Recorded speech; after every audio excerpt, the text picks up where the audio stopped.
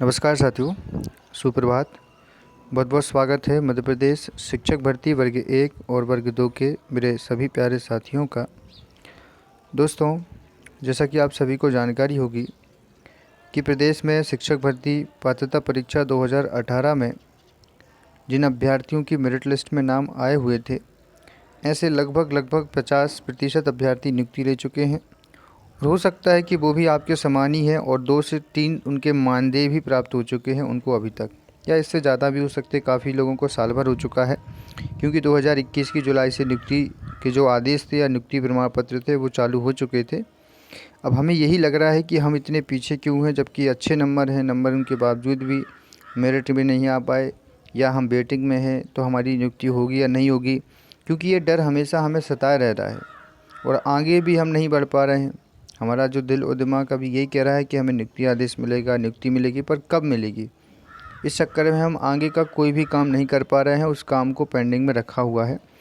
देखिए, एक चीज़ और सामने आई है, जैसा कि कल आपको एक न्यूज़ आई थी जिसमें उन्होंने स्पष्ट किया था कि 15,000 शिक्षकों को नियुक्ति प्रक्रिया दी जाएगी। तो ये चीज़ आपको भी निश्चित हो चुकी है कि ये 15,000 जो हमारी पोस्ट बची हुई हैं, लगभग 50-60%, ये उन्हीं शिक्षकों को नियुक्त करने की बात यहाँ पर कहीं ना कहीं कही गई थी। आज भी यही चीज़ आपके सामने देखने को मिल रही है। ये राज न्यूज़ नेटवर्क है जो कि भोपाल से प्रकाशित हुई है। कहा गया है कि पीवी से चयनित नए नियुक्त शिक्षकों की नियुक्ति पर छिड़ा आंतरिक विवाद। क्या विवाद है, ज़रा देखिए। इन्होंने कहा गया है कि पीएवी द्वारा कराई गई शिक्षक पात्रता परीक्षा में चयनित नए संयुक्त शिक्षकों को सीएम राज्य स्कूलों में नियुक्ति से विभाग में ही अंतर्विरोध के स्वर उभरने लगे हैं। पूर्व से पदस्थ शिक्षकों का कहना है कि दूरस्थ ग्रामीण अंचलों में बड़े पैमाने पर टीचरों की कमी है। वहां इन शिक्षकों को पदस्थापना देने की बजाय शहर और ब्लॉक मुख्यालय में संचालित सीएम राज्य स्कूलों में नियुक्त किया जा रहा है। मतलब विवाद क्या है? जो विवाद पुराने शिक्षक हैं वो विवाद को यहाँ पर क्रिएट कर रहे हैं। ये चीज़ सामने देखने को मिल रही है। दूसरी चीज़ देखिए, यहाँ इन्होंने कहा है कि मध्य प्रदेश में शासकीय अध्यापक संघ के जो कार्यालय अध्यक्ष हैं, जिनका नाम है उपेंद्र कौशल जी, यहाँ आपको दिख रहा होगा सामने। दोस्तों देखिएगा, यहाँ आप देख सकते हैं लिखा हुआ है अध्यापक संघ के अध्यक्ष हैं उपेंद्र कौशल। इन्होंने आरोप लगाया है कि शिक्षा विभाग के वरिष्ठ अधिकारियों की अनदेखी के चलते ग्रामीण क्षेत्रों में शासकीय शाला में शिक्षा व्यवस्था पूर्ण रूप से प्रभावित हो रही है। कई स्कूलों में जो है वो छात्र संख्या के मान के आधार पर शिक्षक का मान शिक्षकों के रिक्त है।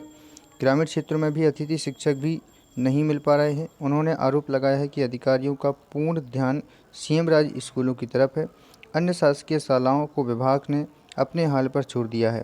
शासन ने ग्रामीण क्षेत्र में पीईबी के माध्यम से शिक्षकों की परीक्षा आयोजित की गई थी और दावा किया गया था कि ग्रामीण क्षेत्रों में रिक्त पदों की इन चयनित शिक्षकों को पदस्थापना करने की प्रक्रिया पूरी होगी।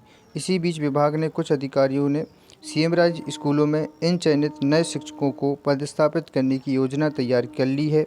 इस कार्यवाही से ग्रामीण क्षेत्रों की शालाओं के बच्चों की उम्मीद पर पानी फेर दिया गया है, जबकि नए नियुक्त शिक्षकों की नियुक्ति 100% ग्रामीण क्षेत्रों में होनी थी। अब समझिए इस चीज़ को। ये जो भी हो, मुझे तो नहीं पता है। देखिए, अब अध्यक्ष हैं उपेंद्र कौशल जी, इन्होंने सीधी सीधी बात कही है और यहाँ पर भी कुछ लोग और कह रहे हैं। ज़रा देखिए इस चीज़ को। यहाँ कहा जा रहा है, देखिए क्या कह रहा है कि मुख्यमंत्री को लिखा है पत्र। राकेश दोवे जी ने ऐसा कहा है। संगठन के प्रदेश अध्यक्ष राकेश दोवे जी का कहना है कि इस संबंध में मुख्यमंत्री और शिक्षा मंत्री को पत्र लिखा गया है। अनुरोध किया गया है कि पीईबी द्वारा चयनित शिक्षकों को सीएम राज्य स्कूलों में की जा रही नवनियुक्ति शिक्षकों की पदस्थापना की प्रक्रिया पर तत्काल रोक लगाई जाए। उन्हें पूर्व की भांति ग्रामीण क्षेत्रों के शालाओं में पदस्थ किया जाए, जिससे कि ग्रामीण क्षेत्र में शिक्षा व्यवस्था सुचारू रूप से संपन्न हो सके। आगे देखिए, आगे लिखा हुआ है कि ग्रामीण क्षेत्रों में नहीं मिल रहे हैं अतिथि शिक्षक। जितेंद्र साक्य, अध्यापक संघ के महासचिव जितेंद्र साक्य जी का कहना है कि सीएम राज्य स्कूलों में शिक्षक उपलब्ध न होने की स्थिति में अतिथि शिक्षकों की सेवाएं ली जा रही हैं, क्योंकि ग्रामीण क्षेत्रों में अतिथि शिक्षक ही उपलब्ध नहीं हो पाते। वहां स्थानीय स्तर पर योग्य उम्मीदवारों की कमी रहती है। दूसरी, अधिक और कम पैसा मिलने से शहरी युवा वहां पढ़ाने से दूरियां बनाते हैं। शहरी और ब्लॉक स्तर पर अतिथि शिक्षक उपलब्ध हो जाते हैं आसानी से। ठीक है, अब इस पूरा आर्टिकल ये आप देख सकते हैं, ये राज न्यूज़ नेटवर्क के उन्होंने कल प्रकाशित किया है। दो चीज़ें क्लियर कर दूं। पहले तो एक चीज़ ये है, अब कहते हैं ना कि हमारा काम बनता बाहर में जाए जनता, एक शॉर्टकट सा एक थॉट होता है, लाइकली आपने यूज किया होगा। आज जो शिक्षक इस बात को अग्री कर रहे हैं, जो इस बात को कह रहे हैं, आपके ही बीच के शिक्षक हैं जो 2020 तक इस चीज़ की मांग कर रहे थे कि हमें नियुक्ति मिल जाए, हमें कुछ भी हो जाए। आज जब उनको नियुक्ति मिल चुकी है और ऐसे कई साथी जो आज से 10 साल पहले से कार्यरत हैं, जो नियुक्त हो चुके हैं, वो इस चीज़ के विभाग में इस चीज़ की सहमति में नहीं है कि इन प्यारे शिक्षकों को नियुक्ति दी जाए। ये 2018 से सरकार की मार से प्रताड़ित हो रहे हैं। आज 2022 आ चुका है, उनसे भी ज़्यादा योग्य शिक्षक हैं ये लोग। इनने ज़्यादा से ज़्यादा डिग्रियां की हैं, ज़्यादा अच्छे नंबर प्राप्त किए हैं, कम समय में इस एग्ज़ाम को फ़ाइट किया है, ऑनलाइन एग्ज़ाम को फ़ाइट किया है। उस समय तो सब चीज़ें ऑफलाइन थीं। आज की योग्यता जो पूर्ण शिक्षक हैं, उन पहले की योग्यता पूर्ण शिक्षक में ज़मीन आसमान का फ़र्क है। जो आज ये कह रहे हैं ना कि सीएम राज स्कूलों में हमें नियुक्ति दी जाए जो हम इतने सालों से काम कर रहे हो। अच्छा, आप एक बार कंपेयर करके देख लीजिए।